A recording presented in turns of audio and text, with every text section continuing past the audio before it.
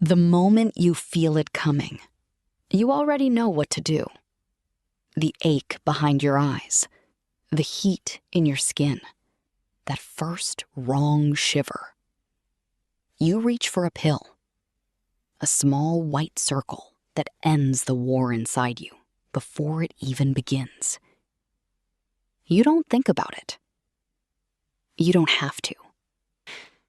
But for almost the entire history of our species, that pill did not exist. Neither did the doctor. Neither did the hospital. There was no word for infection. No idea that something invisible was crawling through the blood. For 300,000 years, when the fever came, you faced it with nothing. No medicine. No answers. No name for the thing that was killing you. So when an ancient human got sick, what did they actually do? To understand it, we have to go back before pharmacies, before germ theory, before anyone knew why bodies broke. Picture it, a small band of humans, a cold night, and one of them is burning up.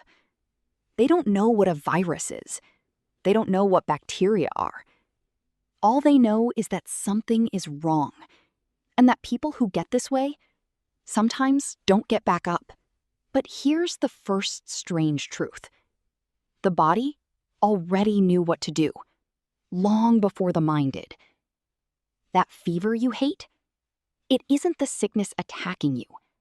It's your body fighting back.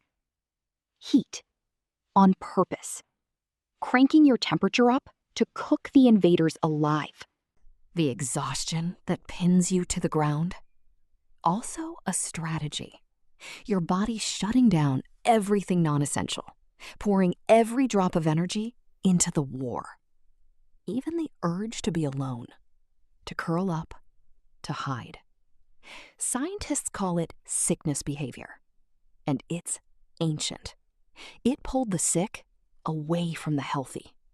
The first quarantine, written into your instincts hundreds of thousands of years before anyone understood why. So the first thing ancient humans did when they got sick was obey the body, rest, hide, burn, wait. But instinct alone wasn't enough, because there was something else, something no animal had ever done quite like this. They didn't leave the sick to die. They stayed. In a cave called Shanidar, in the mountains of Iraq, researchers found a Neanderthal, a man who lived around 50,000 years ago. His bones told a brutal story. A crushed eye socket, a withered arm, a leg damaged so badly he would have limped in constant pain. Injuries that should have killed him in days, but they didn't. He lived for years, which means something almost unbearable to imagine. Someone fed him. Someone protected him. Someone kept a broken, useless man alive when every law of survival said to let him go. And he is not alone. Across the fossil record, the same story keeps surfacing. Healed bones that should have been death sentences. Toothless skulls from people who lived years after they could no longer chew. Someone was softening their food. Someone was carrying them when the tribe moved on. This is the part nobody talks about. The first medicine wasn't a plant. It wasn't a potion. It was care. The tribe became the first hospital. A wall of bodies standing between one sick person and death.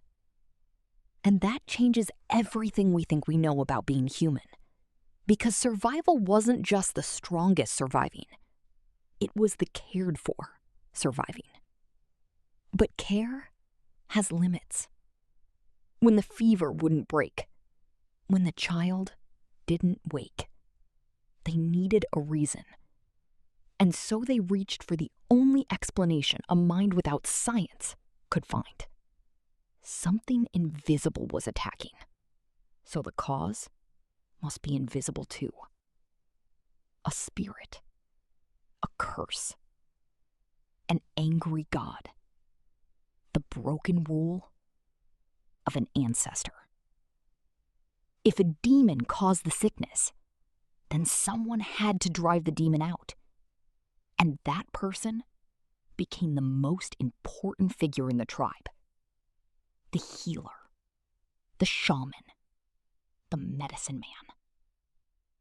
The first doctor humanity ever had wasn't a scientist. It was a storyteller who claimed to speak with the dead. They chanted, they danced, they bled the patient. They burned strange things and breathed strange smoke. And sometimes it worked. Not because the spirits were real, but because belief is its own kind of medicine.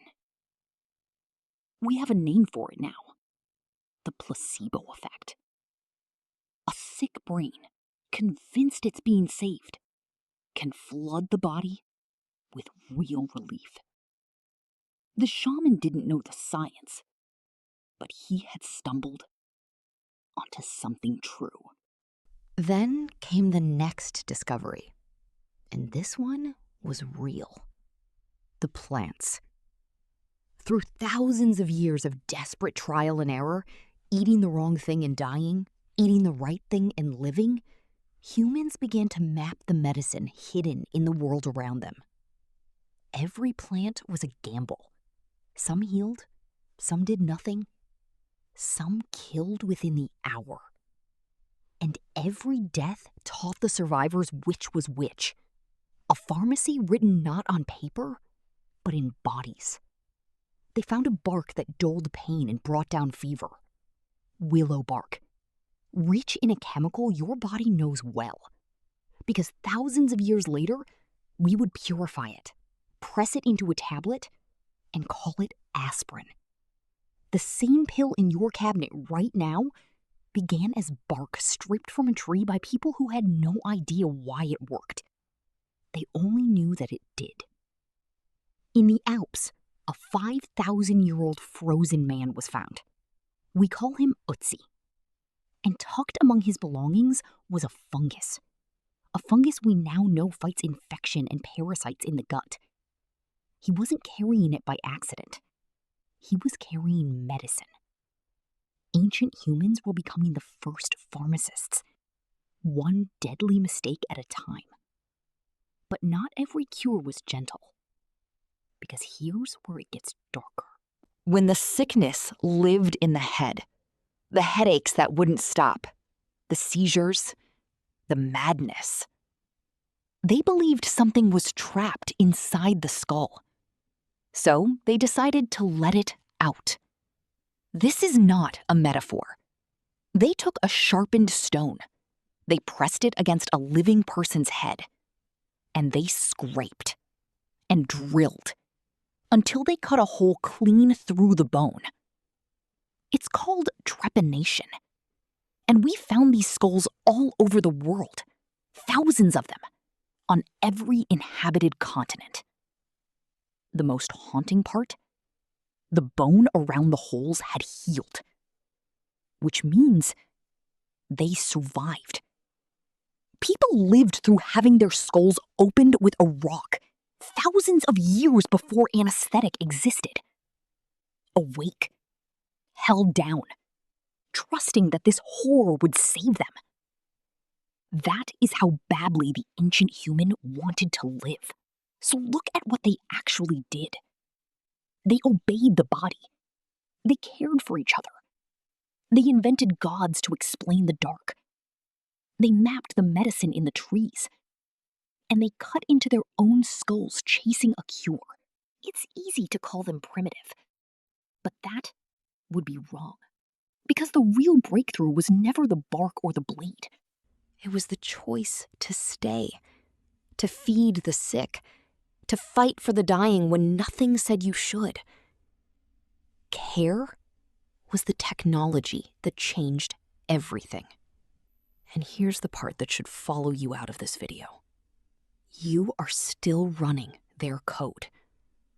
That fever you reach for a pill to kill, it's the same ancient weapon. Your body's still cooking the invaders the way it has for 300,000 years. That urge to crawl into bed and shut out the world, sickness behavior. The same instinct that pulled your ancestors away from the fire. The same body. The same programming. The same ancient war. The only thing that's changed is you. You live in the strangest moment in human history. A sliver of time so thin it barely exists. Where a sickness that would have ended your ancestors is erased by a pill you swallow without a second thought. For 300,000 years, getting sick meant facing death with nothing but instinct, each other, and hope. You were born in the 0.1% where it doesn't. Your body doesn't know that yet. It's still bracing for a world that no longer exists. Still ready to burn. Still ready to hide. Still running the oldest survival program ever written. Waiting for a fight you may never have to face.